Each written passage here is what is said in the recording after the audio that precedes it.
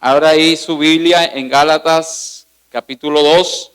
El pastor, recuérdeme, el pastor estuvo hablándonos, enseñándonos acerca de Gálatas a partir del versículo 1 hasta el versículo 10.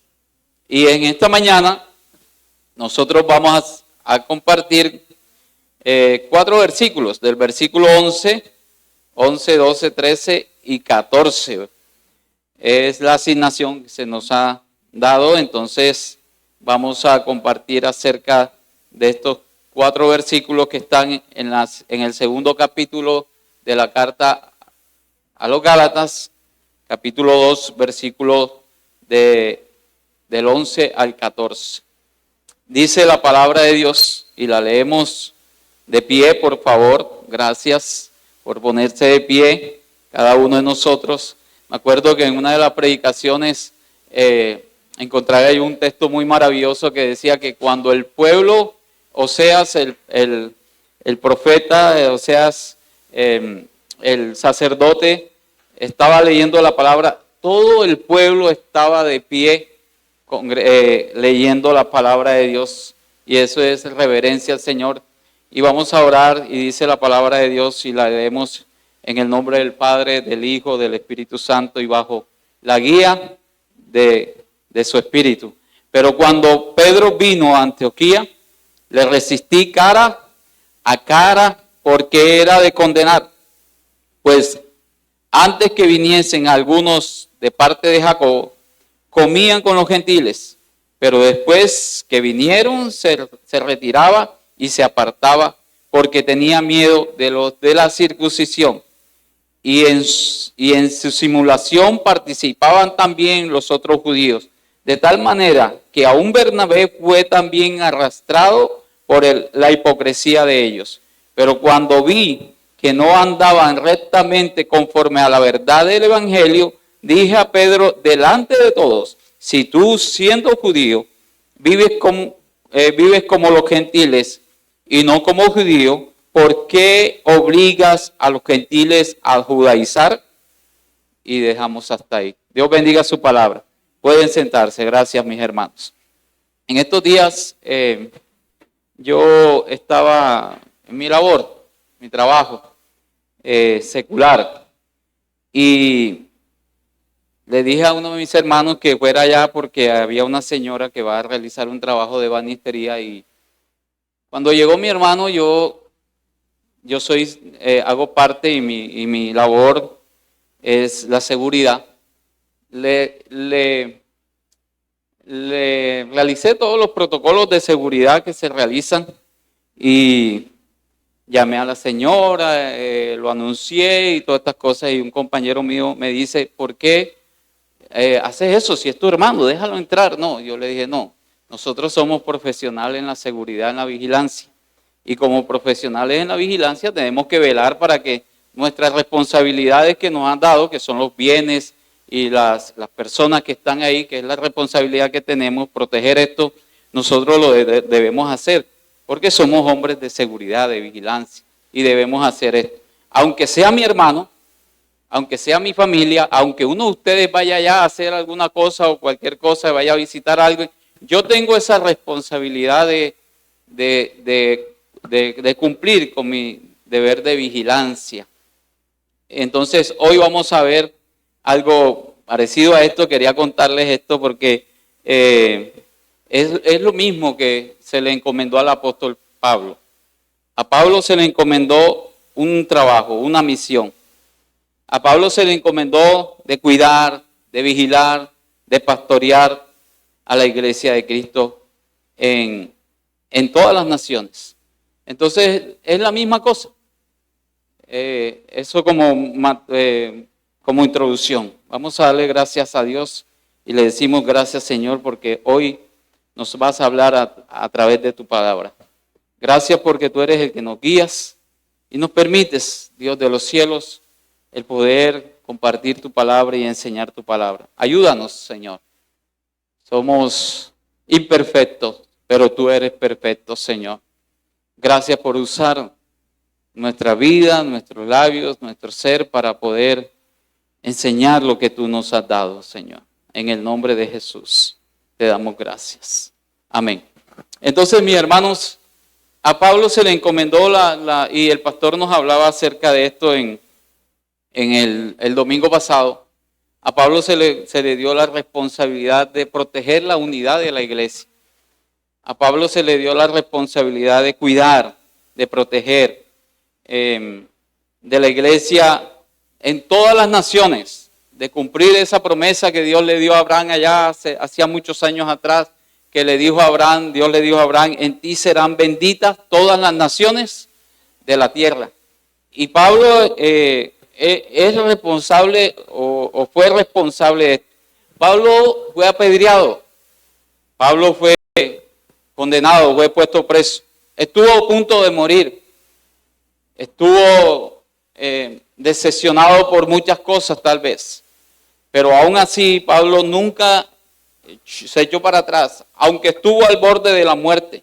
Él siempre cuidó, siempre vigiló, siempre estaba pendiente a que el evangelio, la palabra de Dios que se le fue encomendada, sea llevada como Dios le había dado, la misión que Dios le había dado. Entonces, hermanos, hoy vamos a mirar estos textos y es algo que me llamó la atención la primera vez que yo leí esto. Cómo dos cristianos convertidos por el Señor, enviados por el Señor a llevar la palabra de Dios, cómo entraron en una discusión, cómo dos cristianos estaban discutiendo, fue algo que causó en mí una impresión la primera vez que leí esto. Y lo leemos en los versículos del 11 al 14. Hay un altercado entre dos apóstoles del Señor. Y el título que le pongo en esta mañana es La vigilancia eterna es el precio de la libertad. Vigilancia eterna es el precio de la libertad. Y esto fue una declaración que yo encontré que se llevó a cabo en el año 1852 en una manifestación en contra de la esclavitud. Pero esto no solamente, esta frase, la vigilancia eterna es el precio de la libertad, no solamente es válida en la política, en las cosas de la política, sino también en lo espiritual. Y Pablo, como les dije, había arriesgado su vida. Pablo había llevado el evangelio de la gracia de Dios a las regiones lejanas. Y no iba a permitir que el enemigo lo privara de esa vigilancia espiritual, de esa encomienda que Dios le había dado. Y por eso entra en un encuentro muy dramático, y esta vez con el apóstol Pedro, con Bernabé y con algunos de las personas colaboradores de Santiago. Y ese drama que vemos en el versículo 11, pero cuando Pedro vino a Antioquía, le resistí cara a cara porque era de condenar. Ese drama que vemos ahí, y dice el versículo 12, pues antes que viniesen algunos de parte de Jacob, comía con los gentiles. Después que vinieron, se retraía y se apartaba, porque tenía miedo de los de la circuncisión. Al parecer, poco tiempo después, si nosotros miramos también la historia de Pedro, del apóstol Pedro, vemos cómo Dios, allá en Hechos, capítulo 10, Dios le entrega a Pedro una visión y le dice a Pedro, y le muestra en sueños que bajaba un lienzo del cielo y en el lienzo habían animales y Dios le decía, animales impuros, dice la palabra, dice el texto en Hebreos, en Hechos capítulo 11, el capítulo 10, capítulo 11, dice que esos animales bajaban y eran animales impuros. Y en el sueño Dios le decía a Pedro, mata y come. Y Pedro cuando se levantó, otra vez escuchó la voz, mata y come. Y Pedro decía, pero Señor, ¿cómo yo voy a comer si esos animales son impuros? Y Dios le dijo a Pedro, lo que yo he purificado, no lo llames tú ¿qué? Impuro. Y Pedro tuvo esa visión, pero al mismo tiempo había un hombre que no era judío, que era gentil, llamado Cornelio, que tenía también un sueño, que veía cómo Dios enviaba a un hombre llamado Pedro, Simón Pedro, cómo lo enviaba, que enviara a otros hombres a buscar a Pedro para que viniese a su casa a compartirle algo, un mensaje que Pedro tenía para él.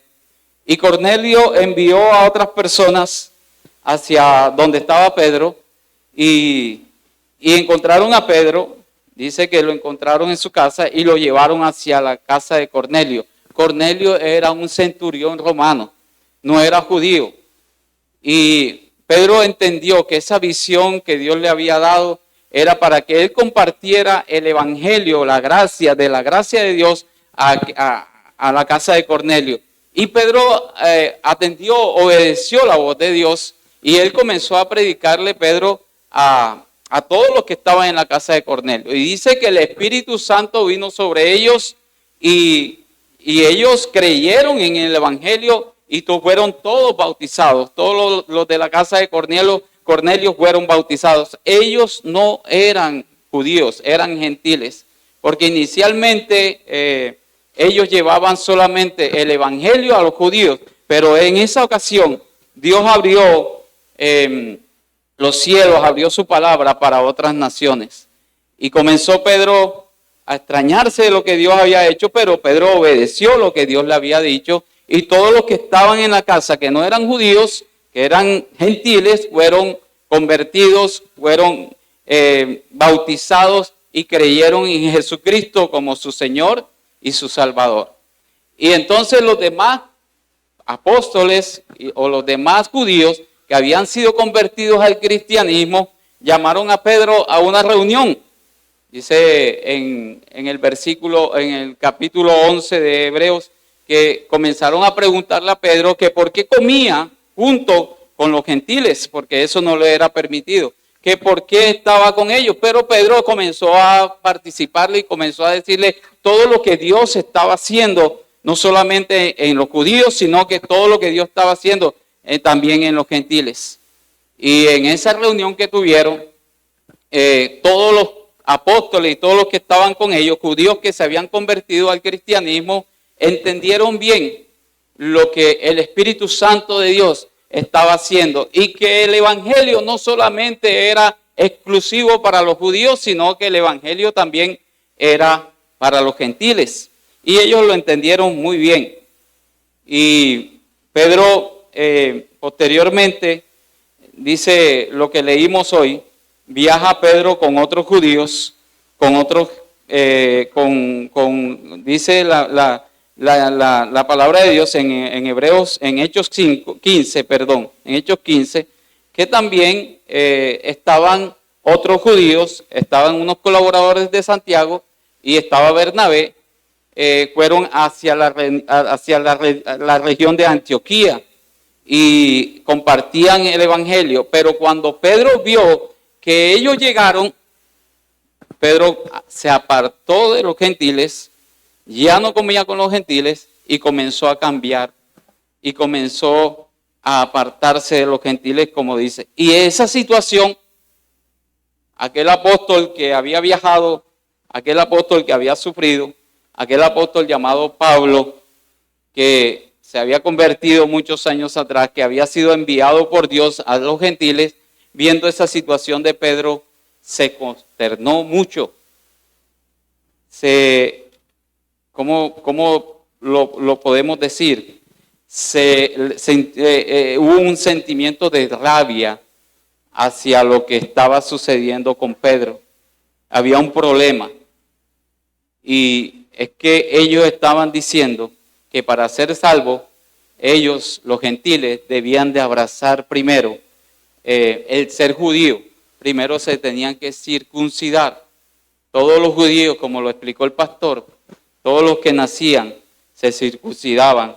Y luego que se circuncidaban, ellos tenían que aceptar la obra de Cristo. O sea, que las obras de la ley de Moisés más las obras de Cristo, eso era lo que a ellos le iba a salvar. Eso es lo que Pedro y aquellos judíos estaban enseñando. Pero entonces Pablo dice, bueno, ¿cómo así?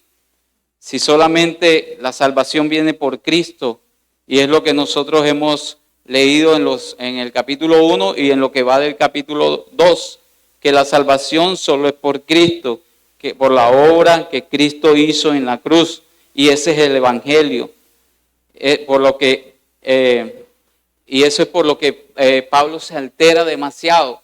Hubo una alteración en Pablo porque estaba viendo cosas extrañas. Y si lo vemos en términos costeños, Pablo estaba como que cabrero, mareado por lo que él estaba viendo.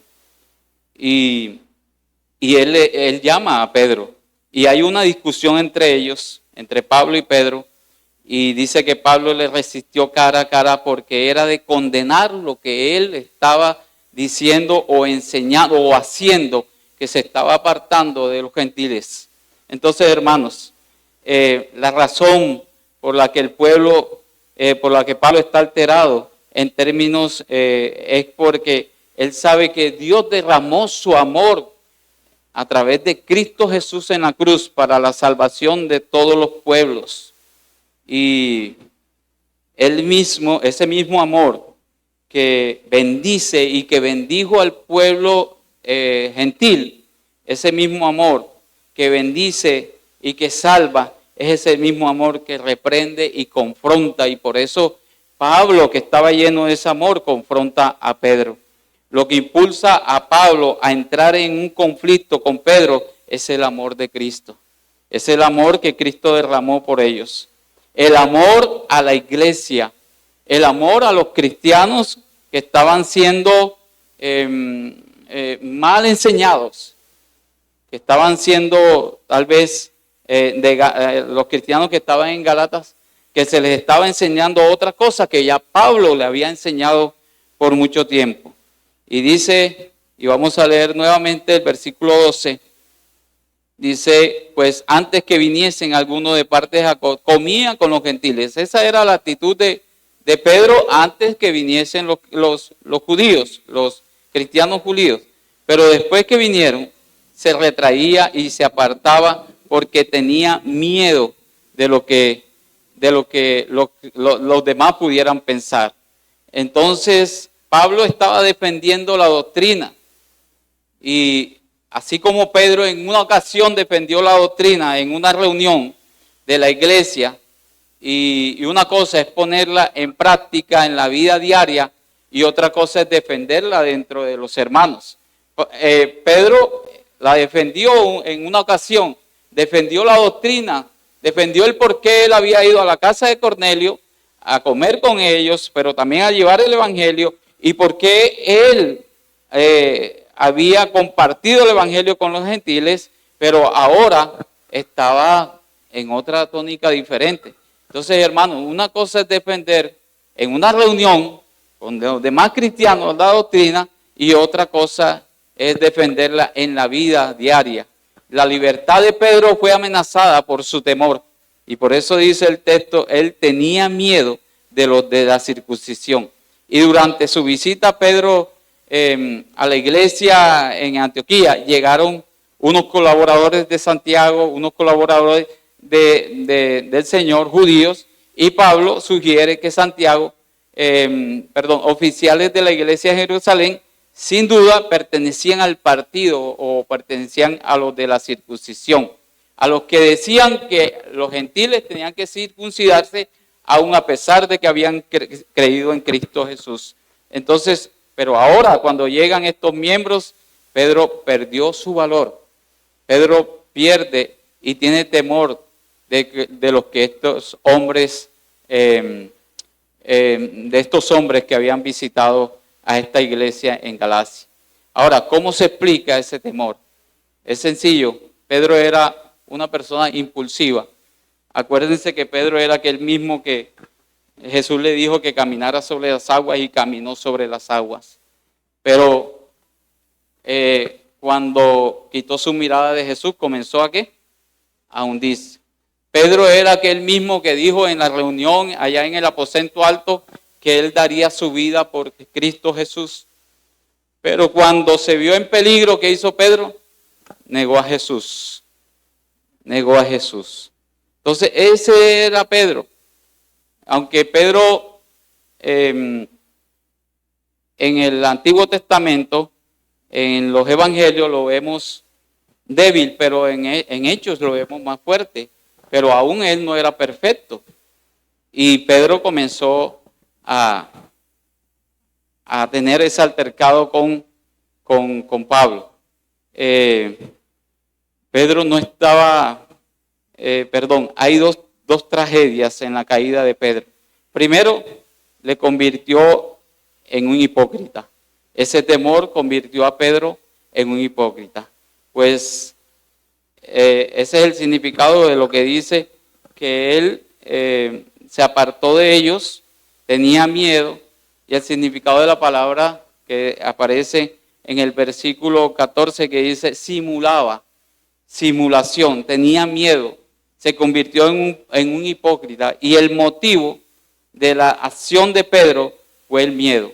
Pero él fingía, no solamente el ser hipócrita era que él fingía que era un fiel siervo de Cristo Jesús, pero sus acciones no estaban demostrando que que estaba siendo fiel a la palabra que Dios le había enseñado. Y la segunda tragedia es que Pedro indujo a otros también a descarriarse. No solamente él tenía un comportamiento equivocado, sino que también Pedro indujo a Bernabé. Y este había sido uno de los líderes espirituales, Bernabé, en Antioquía. Y Bernabé tenía una gran influencia. Y si veían a Bernabé, que tenía una gran influencia entre estos cristianos gentiles que se habían convertido al cristianismo, ellos iban a caer también en el mismo error. Ahorita mi hermana Cecilia preguntaba algo acerca de aquellas iglesias que, ¿me puedes recordar algo, mi hermana, que preguntabas al pastor Sergio? Y yo...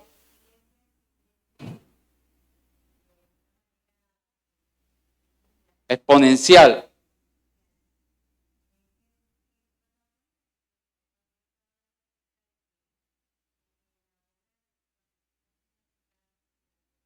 Ok.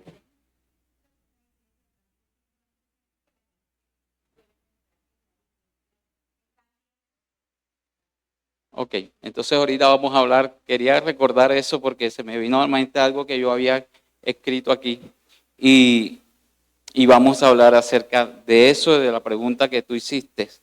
Pero hay una, hermanos, la reprensión de Pablo a Pedro, no se sabe cuánto tiempo duraron ellos en esa región, pero lo cierto es que Pablo estaba defendiendo la fe. Pablo estaba defendiendo la obra de Cristo. Pablo estaba defendiendo la libertad que tenemos nosotros en Cristo Jesús. Pablo estaba defendiendo el Evangelio. Pablo estaba defendiendo la verdad del Evangelio. Y la verdad del Evangelio, decía Pablo, estaba defendiendo la unidad de la iglesia. Pedro era judío, pero por medio de su fe en Cristo se había convertido en un creyente y por lo tanto era parte de la iglesia.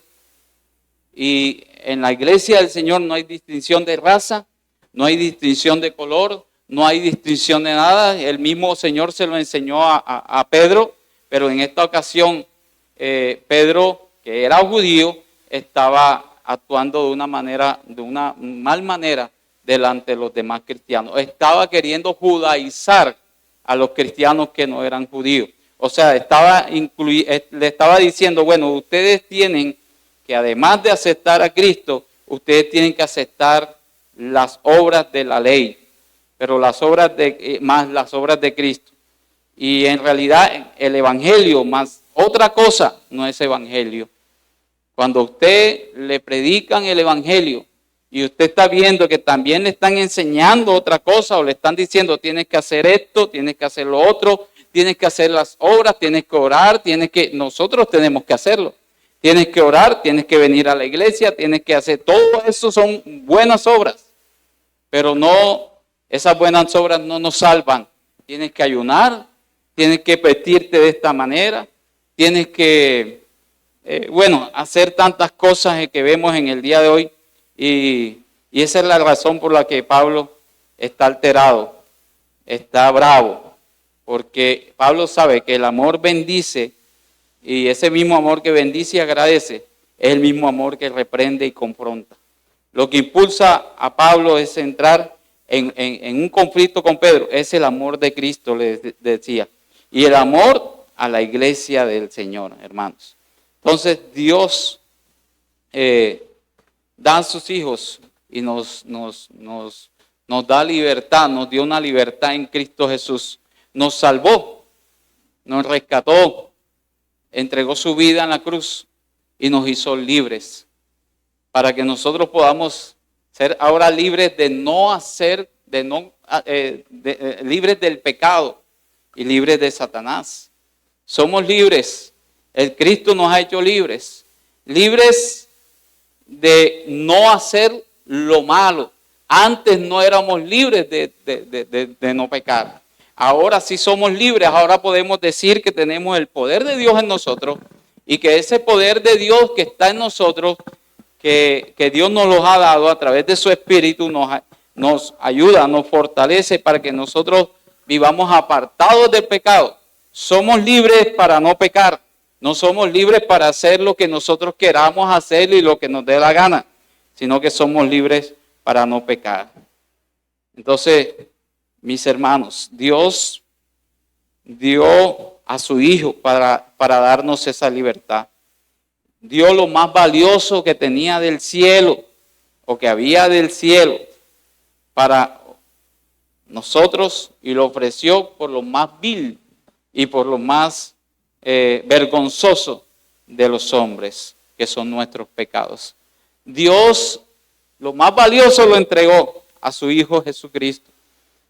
Y lo entregó por lo más vil y por lo más horrendo que son nuestros pecados. Lo más santo de Dios por lo más vil de nuestros pecados. Y eso es tan inmenso que no hay ninguna cosa para que nuestros pecados no sean perdonados. Entonces piensa en eso. Medita en esto. Dios te entregó lo más valioso a ti. Dios te dio lo más precioso que tenía, que fue su Hijo. ¿Para qué? Para que tus pecados sean perdonados. Y eso debe ser lo más grande, lo más maravilloso que tú tengas en tu vida para que esos pecados tuyos, porque esos pecados tuyos han sido perdonados.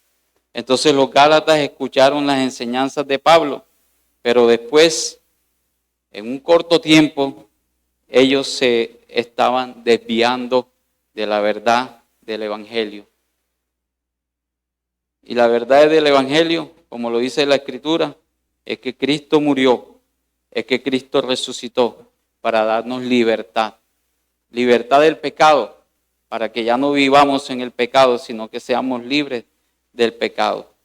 Entonces, esas son las evidencias de que nosotros somos salvos, lo que Cristo ha hecho por nosotros. Pero los Gálatas se estaban desviando, alejándose del camino.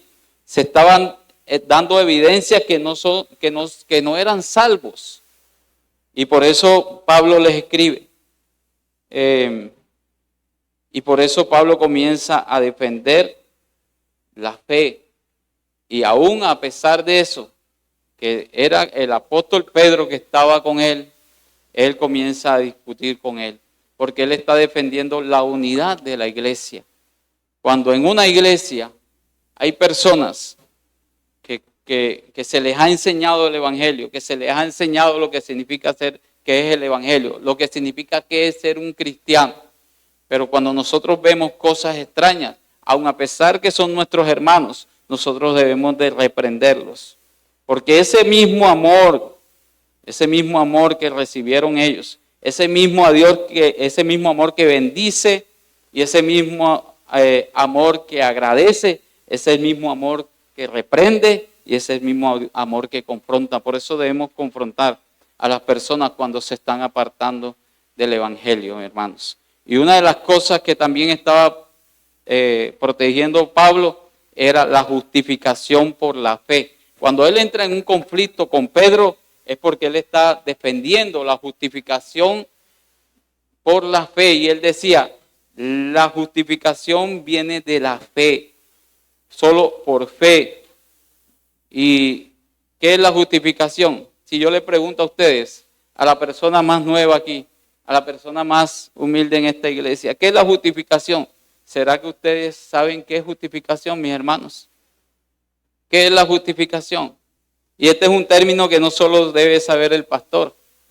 Este no es un término que no solo debe saber los líderes de la iglesia, los que tienen años en la iglesia. Este es un término que debe estar claro para cada uno de nosotros como creyentes, porque la justificación es un término que es una enseñanza que es básica en el cristianismo, para que cada cristiano sepa lo que Cristo ha hecho por cada uno de nosotros. Es un término legal. En el momento que una persona, mire bien, si usted no sabe qué es la justificación, si no se lleva nada más de este lugar, llévese esto. En el momento que una persona confía salvíficamente en el Señor Jesucristo, Dios lo declara legalmente justo. Cuando una persona confía en Jesucristo como su Señor, como su Salvador, Dios lo declara legalmente justo ante Él. Y eso no es todo. Esa es la primera parte. Dios nos declara legalmente justo, y no solamente nos declara legalmente justos, sino que nos trata como ¿qué? Como justos. Aún siendo pecadores, Cristo murió por nuestros pecados. Entonces, no solamente nos declara justos, sino que nos trata como justos. Y hermanos, Dios nos declara así, porque Dios entregó a su Hijo, porque Dios cargó todos nuestros pecados, todo el pecado de la humanidad sobre su Hijo, porque Dios descargó toda su ira sobre Jesús ahí en la cruz, porque la ira de Dios aplastó a Jesús en la cruz, y a través de su muerte, de la muerte de Cristo, nosotros somos declarados justos, y eso es lo que significa la justificación. Dios nos ha hecho justos, Dios nos llamó, nos predestinó, como dice Romano, nos llamó y nos justificó a través de Cristo. Ahí cuando Cristo estaba en la cruz, que dijo, Padre, ¿por qué me has abandonado? Es porque la ira de Dios cayó sobre Cristo. Tu pecado, mi pecado y el pecado de la humanidad cayó sobre Cristo. Y la palabra justificación aparece aquí por primera vez, porque Gálatas se dice que fue la primera carta que se escribió en todo el Nuevo Testamento. Y probablemente en todos los escritos de Pablo fue la primera carta. Fue escrita y por eso habla de la justificación. Y la justificación solo es por medio de la fe y no de las obras. La justificación no es fe más obras.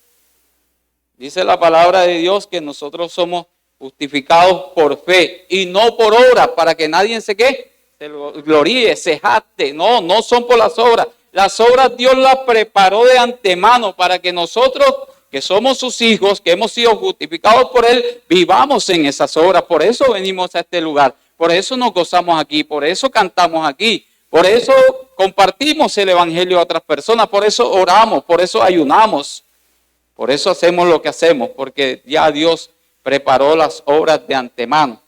Y no es por lo que nosotros hagamos, sino por lo que Cristo hizo ahí en la cruz, que nos dio una nueva vida, nos justificó solo por la fe, hermano. Tenga eso presente. Y ese es el tema de la reforma. Ese fue el lema de la reforma.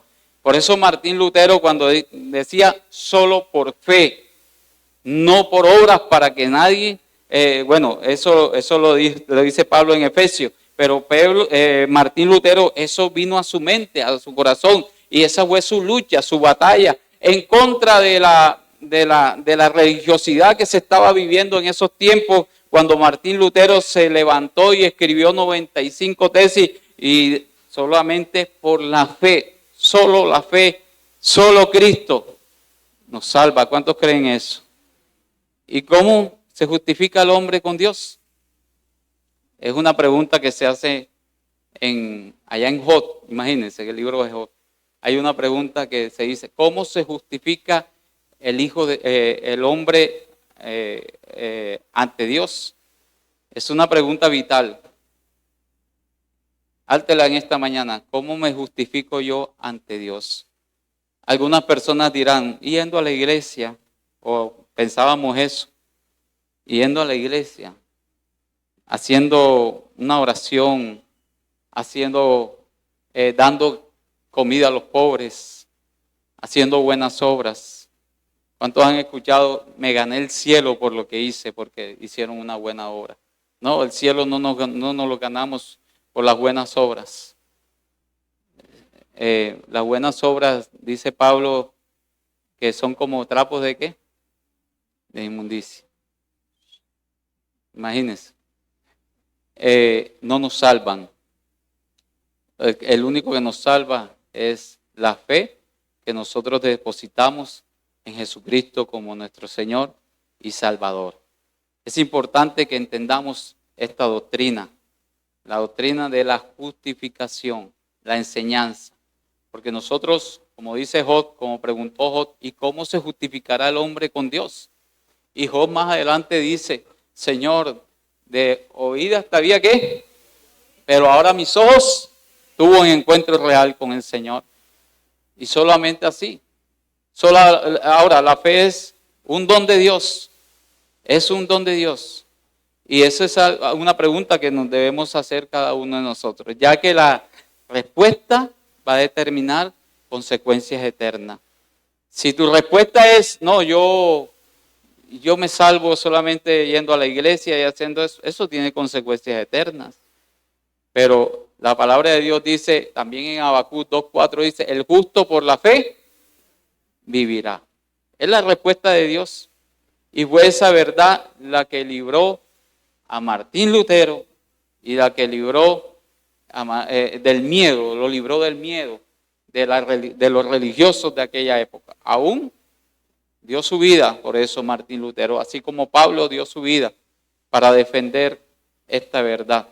Y Hebreos, la epístola de Hebreos habla sobre esto. En Romanos nos habla sobre esto. En Romanos 1:7, busque ahí Romanos 1:7 y lo leemos un momento. Romanos 1:7. 1:17, perdón, 1:17. ¿Lo tienen? Romanos 1:17. Porque en el Evangelio, la justicia de Dios se revela por fe y para fe. Como está escrito, mas el justo por la fe vivirá. Gálatas 3:11 también, más adelante lo vamos a ver en Gálatas 3:11, nos dice Gálatas 3:11, y por la ley ninguno se justifica para con Dios.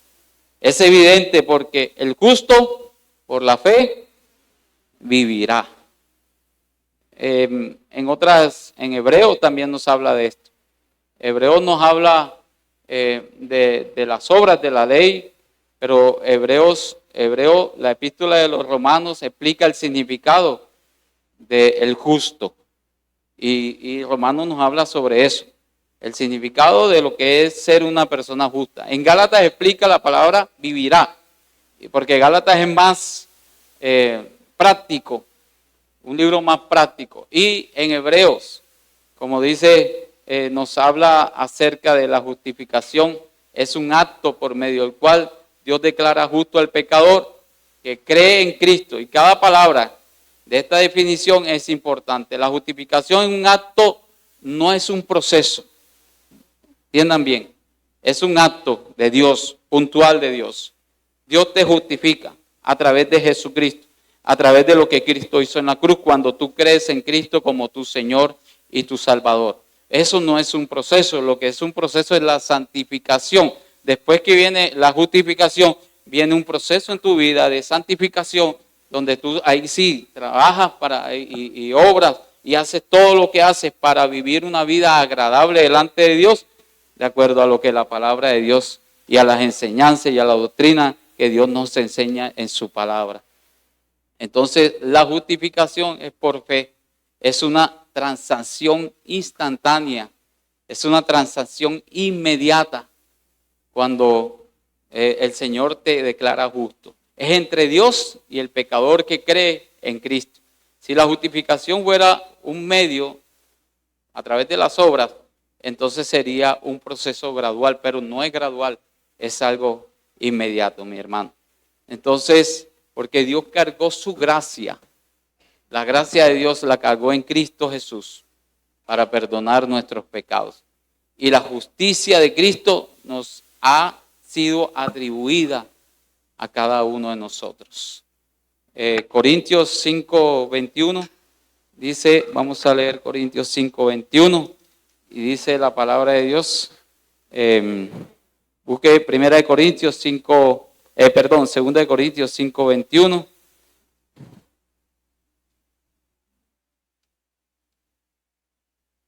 Dice la palabra de Dios, versículo 21. Al que no conoció pecado por nosotros lo hizo pecado para que fuésemos hechos justicia de Dios, ¿en qué? En Él. Y eso resulta, y cuando hemos sido justificados por Dios, eso debe resultar en una vida cambiada. Eso debe resultar en una vida transformada. No es posible, por eso Santiago, en la carta de Santiago nos decía, muéstrame tu fe por tus obras y yo te muestro mis obras por mi ¿qué? Por mi fe. Eso nos debe llevar a una vida transformada.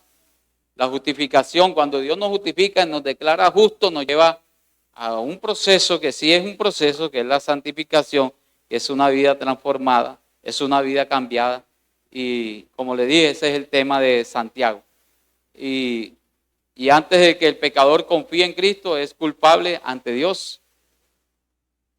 Pero en el momento que cree en Él, es declarado sin culpa y nunca será declarado culpable otra vez. Nunca será declarado culpable. La justificación no es simplemente el perdón. Es una en usted, en una persona. Puesto que la justificación es un proceso. No es un proceso, es un acto puntual de Dios, pero la justificación te debe llevar a una vida cambiada y una vida transformada. La justificación también es diferente del perdón, porque cuando un criminal es perdonado, aún tiene un expediente, aún tiene consecuencias.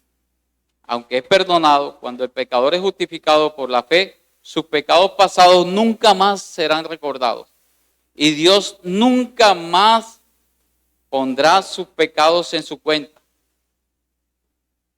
Dios justifica al pecador, no a la gente buena. Pablo declara que Dios justifica al impío. Y la razón por la cual la mayoría de los incrédulos no son justificados es porque no quieren reconocer que son pecadores. Es porque no quieren reconocer que necesitan ser perdonados de sus pecados. Entonces, hablaba acerca de una pregunta que mi hermana hacía. Hay un libro que escribió un hombre llamado Ireneo de Lyon. Y ese libro se llama En contra de las herejías. Y Lyon, en ese libro, hablaba algo. Y hablaba que el error, la mentira, es tan atractiva que su atracción es mayor que la verdad muchas veces. Y muchas veces en esas iglesias o en algunas, sean pequeñas, sean grandes, yo no difiero que sean porque hay pequeñas iglesias que uno va y uno se ve que verdaderamente no están llevando el evangelio como lo deberían llevar y están en un error. Entonces, este hombre, Ireneo de Lyon, escribió algo en ese libro y escribía acerca de esto y describía que el error es tan atractivo en su atracción que muchas veces se hace mayor a la verdad. y carece de pericia doctrinal. De otra manera, él carece de que la persona tenga esa pericia doctrinal, conozca el Evangelio, conozca la palabra, sea sabio a través de la palabra. El error nunca se expone, dice en este libro, el error nunca se expone en su desnuda deformidad, para que no sean descubiertos al ser así expuestos. Al contrario, el error se viste astutamente con un ropaje atrayente, para que por su forma exterior parezca a los inexpertos más verdadero que la verdad misma. Se lo voy a repetir, el error nunca se expone en su desnuda deformidad, para que no sea descubierto al ser así expuesto.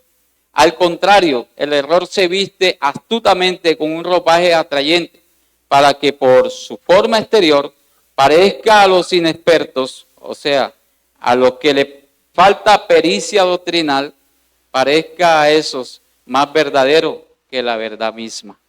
Entonces, hermanos, y la segunda razón por la que estos hombres estaban en ese error, Pedro estaba en un error y Pablo lo estaba haciendo caer del error. Y por eso en el versículo 14, Gálatas 2:14, dice, pero cuando vi que no andaban rectamente conforme a la verdad del Evangelio, entonces dije a Pedro, delante de todos, si tú siendo judío vives como gentil, vives como los gentiles y no como judío, ¿por qué obligas a los gentiles a judaizar? Nosotros los judíos de nacimiento, bueno, después les habla de esto. Hermanos,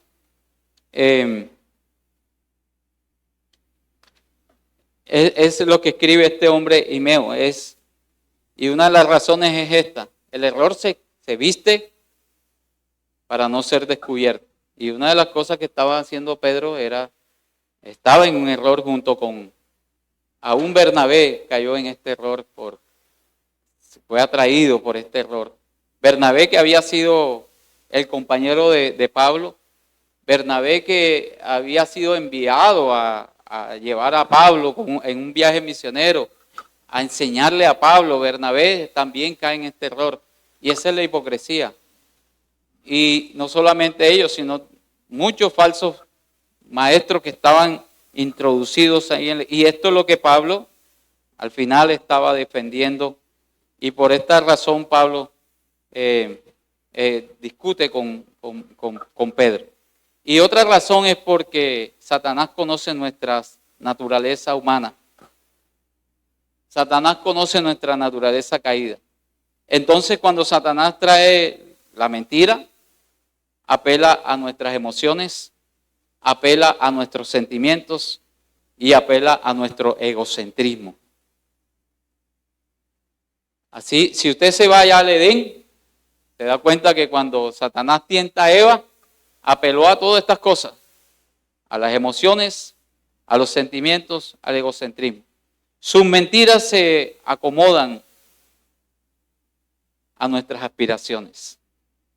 Las mentiras de Satanás se acomodan a nuestras aspiraciones. Mucha gente en el día de hoy, y soy testigo de que les gustan las iglesias enormes, grandes. Y yo no quiero decir que todas las iglesias no, mi hermano. Hay iglesias que son grandes, donde se predica la verdad del Evangelio. Y hay iglesias que son pequeñas, donde se predica la verdad del Evangelio. Pero hay iglesias que son grandes, donde están totalmente apartados de la verdad del Evangelio. Y hay iglesias pequeñas, donde totalmente están apartados de la verdad del Evangelio. Satanás conoce y se acomoda a nuestras aspiraciones. Y hay mucha gente, les decía, que va a una iglesia de esas enormes. Y ahí se siente bien porque va el domingo, sale el domingo, vive su vida como él quiere. Nadie tiene la vista puesta en él. Nadie lo está cuidando, nadie lo está pastoreando. Algunas personas. Y se sienten bien ahí por eso. Él conoce nuestras aspiraciones personales. Entonces, las mentiras de él apelan a eso. Pero la verdad apela a otra cosa diferente. La verdad deja a un lado las emociones. La verdad deja a un lado nuestros sentimientos. Pablo, por la verdad del Evangelio, ¿qué hizo? Viajó y no viajaba en un avión de primera clase, no, viajaba en barcos. Naufragó, fue golpeado, fue apedreado. ¿Cómo eran? Fue puesto preso. Si eso nos pasara a nosotros, hermanos, nosotros estuviésemos aquí verdaderamente dependiendo del Evangelio, estuviéramos alabando al Señor, todo lo que le pasó a este hombre y entiendo por qué está defendiendo esa verdad. Él dejó a un lado las emociones porque la verdad deja a un lado mis emociones. Ahora usted va a decir, no, pero es que somos cuerpo, alma y espíritu. Sí, somos emociones y tenemos emociones. Pero cuando se trata de la verdad del Evangelio, las emociones no pueden estar por encima de la verdad del Evangelio. Entonces la verdad deja a un lado mis emociones, mis sentimientos. Apela a la mente, apela a la lógica y apela a mi voluntad. Y por eso les decía a Eva en el jardín del Edén. La mentira, Satanás apeló a sus sentimientos, apeló a sus emociones y apeló a su egocentrismo. Dios dijo, de todo árbol puedes comer, pero del árbol de la ciencia del bien y del mal no comerás, porque el día que él muera, ciertamente ¿qué? Morirás. Pero la serpiente se le apareció y le dijo, no morirás, no morirás. ¿Será que, si no, que serán abiertos qué? Y serás como qué? Uy, seré como Dios. ¿Cuántos de los que están aquí quieren ser como Dios? Ninguno, ¿sí o no? Imagínate ese trabajo de Dios. Tremendo. Pero a veces el egocentrismo y las cosas, a veces nos creemos que somos dioses. Como dicen por ahí, la última Coca-Cola en el desierto. Entonces, hermanos, la verdad deja a un lado mis emociones, pero a veces ponemos nuestras emociones. Y le estoy diciendo esto porque, bueno, Pablo y Pedro tuvieron un altercado. Pablo vino y confrontó a Pedro y todas estas cosas. Pero ¿cómo hacemos la aplicación a esto? Y por eso le estoy diciendo esto. Porque a veces hay mentiras que nos parecen errores, que nos parecen atrayentes y son atrayentes. Pedro no era perfecto. Fue atraído por esos errores. Porque los errores tienen un ropaje atrayente, como le dice en el libro, para que por su forma exterior parezcan a los inexpertos. Y tú sabes cuándo somos atraídos del error. Cuando no leemos la palabra de Dios, no estudiamos la palabra de Dios, no meditamos la palabra de Dios, sino que nos metemos en las redes sociales y nos metemos 1, 2, 3, 4, 5, 6, 7, 8 horas ahí. Y la palabra de Dios, así. Así. Entonces, ¿qué es lo que nos va a traer? Eso. Lo que nos estamos alimentando. Eso es lo que nos va a traer, el error, la mentira. Y cualquier cosa que el enemigo ponga así, vamos a ser presa fácil para él. Así como lo hayan sido estos judíos. Ellos pusieron por encima la cultura, la tradición. Pusieron por encima sus emociones, sus sentimientos. Es que no, ellos eran judíos y Dios les mandó eso a ellos, pero no se los mandó a los gentiles.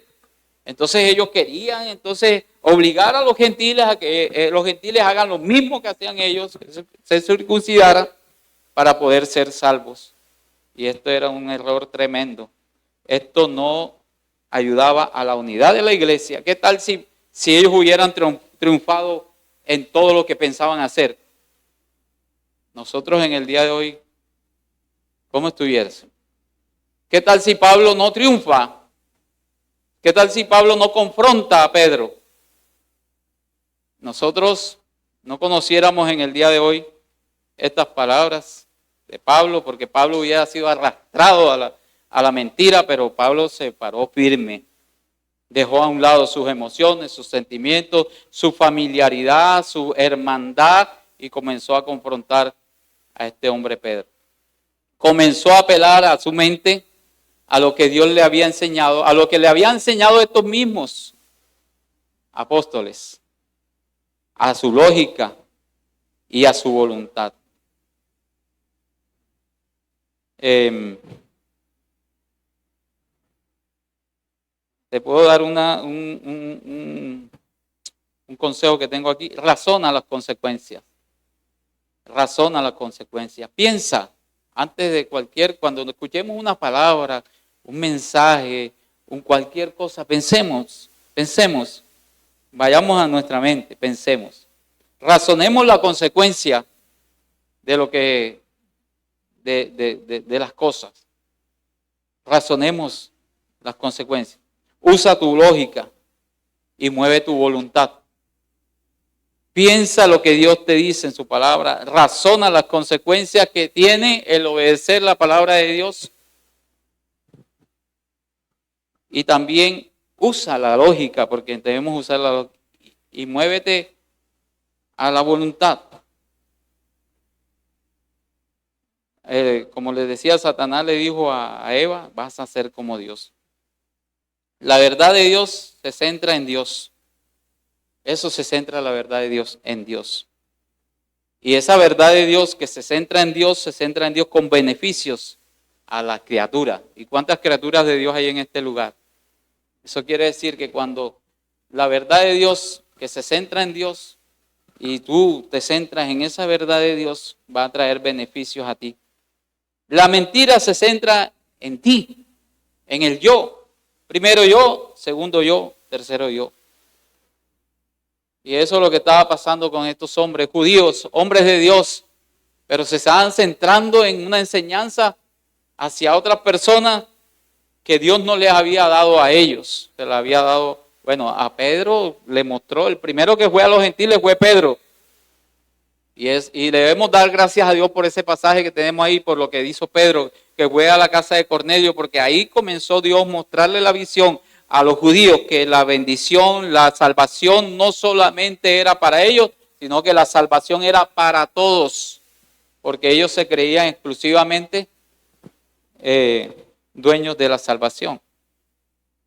Entonces, hermanos, la verdad de Dios se centra en Dios con beneficios a la criatura, la mentira se centra en las personas y en los planes y te dice no pares de soñar, cree en tus posibilidades, esas posibilidades inalcanzables a veces, y a veces hacemos cosas y nos apartamos de Dios para buscar esas razón, lógica y raciocinio es lo que Dios quiere que nosotros tengamos en todo lo que Él nos enseña en su palabra, en todo lo que Dios quiere enseñarnos a través de su palabra. Y por eso dice Pedro, dice la carta a los Gálatas, pero cuando vi que no andaban rectamente conforme a la verdad del Evangelio, dije a Pedro, delante de todos, si tú siendo judío vives como gentil y no como judío, ¿por qué obligas a los gentiles a judaizar? ¿Por qué obligas a los gentiles a judaizar? Vamos a terminar. Hermanos, el error te vende sueños. Sueños no realizables muchas veces. Para que luego tú coseches consecuencias inevitables. Por eso te animo en esta mañana, mis hermanos que estamos en este lugar. Estudiemos la palabra, nos alimentemos de la palabra. Que tengamos por estima esta palabra, que amemos esta palabra. Más que cualquier cosa que puedas ver en las redes sociales. Porque el error te lleva, y lo que a veces vemos, muchos nos va a vender sueños no realizables para que nosotros luego cosechemos consecuencias que son inevitables. Y por eso vemos a Pedro y a Pablo defendiendo la salvación, que la salvación es por fe y por la fe en Jesucristo como nuestro Señor y Salvador. Las obras son muestra. Y aquí vemos el retroceso de Pedro, pero también vemos no solamente ese retroceso de Pedro, sino dos tragedias en la caída de Pedro. Lo convirtió en hipócrita. También llevó a otros hacia esa hipocresía. Llevó a Bernabé, que había sido uno de los líderes espirituales en Antioquía, allá en Hechos, como les dije, Hechos 11. Por lo tanto, esa desobediencia de Bernabé iba a influenciar al resto de la congregación, al resto de la iglesia. Pero vemos la reprensión de Pablo, y en esa reprensión de Pablo estaba defendiendo la unidad de la iglesia y estaba defendiendo la enseñanza de la justificación, que la justificación solo es por medio de la fe. ¿Y qué es justificación? Es que Dios nos declara justos a través de la obra de Cristo en la cruz. Y nos declara y nos trata como justos. Y no solamente esto, sino que también el pecado nuestro cayó sobre su Hijo, lo más preciado del cielo, bajó a la tierra para salvar a lo más vil, para quitar de nosotros el pecado y hacernos libres del pecado. Y ahora tenemos libertad. Libertad no para pecar. Eso se llama ¿cómo?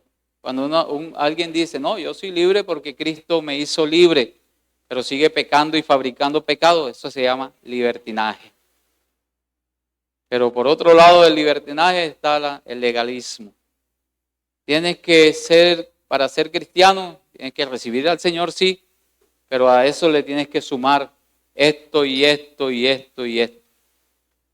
Y eso, el evangelio más otra cosa no es evangelio. Por eso el mal llamado que dicen por ahí, que otro evangelio, no existe otro evangelio, existe el evangelio. Porque no puedes mezclar la ley con la gracia.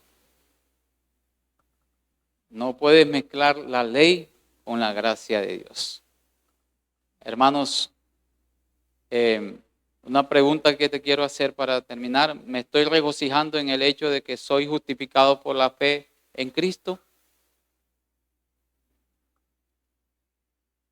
¿Me estoy gozando por el hecho de que he sido justificado por la fe en Cristo? ¿Estoy viviendo en la libertad de la gracia? Y eso no quiere decir libertinaje. La libertad en Cristo para gozarnos en Él y llegar a ser lo que Él quiere que nosotros seamos. ¿Estoy dispuesto a defender la verdad del Evangelio? Entonces, te dejo esas preguntas. ¿Estoy andando rectamente conforme a la verdad del Evangelio? Pregunta. Y la mejor manera de defender la verdad, ¿cómo es? ¿Cuál es la mejor manera de defender la verdad del Evangelio? Es viviendo el Evangelio. Logro muy poco si mi vida se contradice. Lo que predico es lo que hago. No vas a lograr nada. Entonces, vamos a orar y vamos a darle gracias a Dios. Gracias, Señor, porque podemos decir que Cristo murió por nosotros. ¿Hay alguna visita en esta mañana? ¿No? ¿No hay visita? Ok. Entonces, todos los que estamos aquí, aún incluyendo los niños, ellos deben saber que han sido justificados por la fe que ellos depositan en Jesús como su Señor y su Salvador. Que los mayores, más que todo, somos justificados por la fe que tú has depositado en Cristo como tu Salvador. Eso es lo que te ha librado de la esclavitud del pecado y lo que te ayuda a estar gozoso y dispuestos a defender la verdad del Evangelio. Señor, gracias. Gracias porque tu ira, Dios, en medio de todo, Señor, no de nuestros pecados, no cayó sobre nosotros. Si tu ira cae sobre nosotros, nos aplasta, no existiéramos. Pero tu ira cayó sobre Jesús en la cruz. Tu ira aún está sobre los pecadores. Pero a cada uno de nosotros nos ha permitido y nos has perdonado nuestros pecados. Y ya Cristo, Señor, ya nos ves a través de la obra de Cristo en la cruz. Él sufrió por nuestras transgresiones, el inocente por los culpables, para justificarnos y hacernos justos delante de Dios. Mi hermano, mi hermana, tú eres justo delante de Dios. Y aun a pesar de que aún no somos perfectos, porque no hemos sido glorificados, aun a pesar de que vivimos en esta carne de pecado, en esta carne que nos impulsa a llevar el pecado, tenemos la fuerza, la fortaleza, el poder para vencer el pecado. Tú tienes el poder para vencer esa debilidad que te agobia cada día, ese pecado que aún está en ti. Tú tienes el poder para vencer ese pecado. Dios te ha dado el poder a través del Espíritu Santo para que podamos vivir vidas agradables delante de Él. Para que podamos vivir en la libertad de la gracia de Dios. Por gracia soy salvo. Y esto no es de nosotros, es un don de Dios. No por obras para que nadie se gloríe, sino por la gracia de Dios depositada en cada uno de nosotros a través de la muerte de Jesús en la cruz, para que vivamos vidas en victoria, para que no nos dejemos vencer del pecado, para que defendamos cada día más con nuestras vidas el Evangelio, para que prediquemos el Evangelio de la gracia de Dios a toda criatura. Esa es nuestra responsabilidad. Y te damos gracias, Señor, porque nos has dado también, como a Pablo, aún como a Pedro, la responsabilidad de llevar tu palabra a las naciones, a nuestras casas, a nuestros hogares, a nuestros trabajos, al lugar donde vayamos. Dios, gracias por este día. Gracias por darnos el gozo de tu salvación. Levanta al que está débil. Levanta las manos caídas. Levanta las rodillas endebles. Sana al enfermo. Liberta al cautivo. Te lo pedimos en esta mañana, Señor, en el nombre de Jesús. Llévanos con bien a nuestros hogares y permítenos meditar en tu palabra en esta mañana. Ayúdanos a defender tu fe con nuestras vidas, tu evangelio con nuestras vidas. Ayúdanos a llevar a Cristo en el lugar donde vayamos. Ayúdanos a esforzarnos cada día más y más y más para ser humildes, para llevar tu palabra, Señor, y aprender tus palabras. Ayúdanos a ser como aquellos siervos de Berea, que una vez que escucharon su palabra, fueron a sus casas para ver si lo que el apóstol Pablo decía era verdad de lo que lo enseñaba. Ayúdanos a regocijarnos en tu presencia, Dios. Gracias, Señor. Gracias por salvarnos sin merecerlo. Gracias por justificarnos, aun siendo culpables, aun siendo pecadores. Cristo murió por nuestros pecados. Porque por la fe, Señor, tenemos paz para con Dios. Gracias, Señor. Gracias y ayúdanos a meditar en esto. Ayúdanos a seguir estudiando esta carta para que a través de tu palabra nosotros podamos fortalecernos y vivir vidas cristianas fortalecidas en tu presencia, en ti, Jesús.